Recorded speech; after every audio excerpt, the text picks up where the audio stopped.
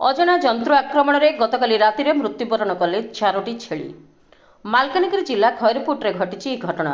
गतकाली विलंबित राति संबारी धांगड़ा 4टी छेली अजना जंतु आक्रमण शिकार होती। संबारी जड़े विधवा महिला होता बेले छेली पालन कर निज गुजराण मेटाउले। एकाथरके 4टी छेली मला परे भांगी पड़ती संबारी। तांको सरकारी सहायता जोगाई देवाकू साधारण दाबी होछि। हमारे झाड़ा में बाबू कुमारपोट काईटा केंदी एला एटा खाली बोला करैला राती सोइला महिला बेले जानी पारी नहीं बाबू एटा एंती हो गला काईटा साबी देला बोली जाना पड़े नहीं। केतन चली पाल करेलु 8 मन आई 6 मन के दुईटा सेबला से 4 मन साबी देला काईटा साबी देला कि जाना पड़े नहीं। घरे की रहला ने तोमार सामने हमर तने जे गोटलो गाँव गला से 2 लोग रहिलो थकला बुगला पर लागिरला सोई देलु जानी पारी नहीं। सरकार के जनाइला के विषय ओय जनाई देखबो बोली करे कहलनि बाबू जनाई देबो लोक मन किति हमें से सेली बिगी करे आगा सोला सोली तेलु घर के चल तेली सोलाई तेली। प्रदीप कुमार खेमू।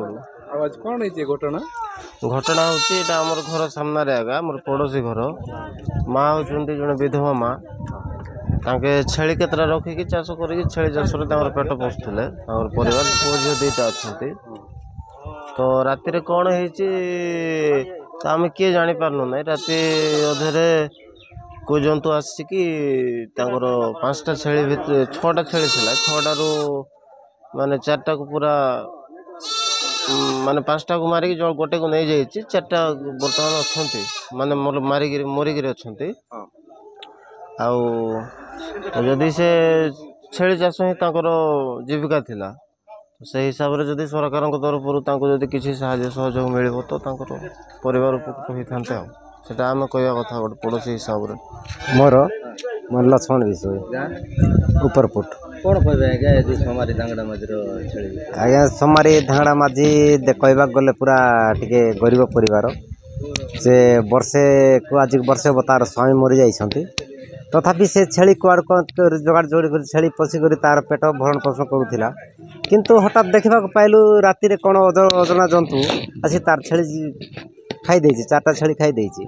एबे से छेली द्वारा तांकर जीविका निर्वाह करूला एबे किंतु टिके धिमे ही गले एबे से केंदी चले जदि सरकार को थरु जदि किछि साहाय्य सहयोग मिली थांता टिके भल रही थांता।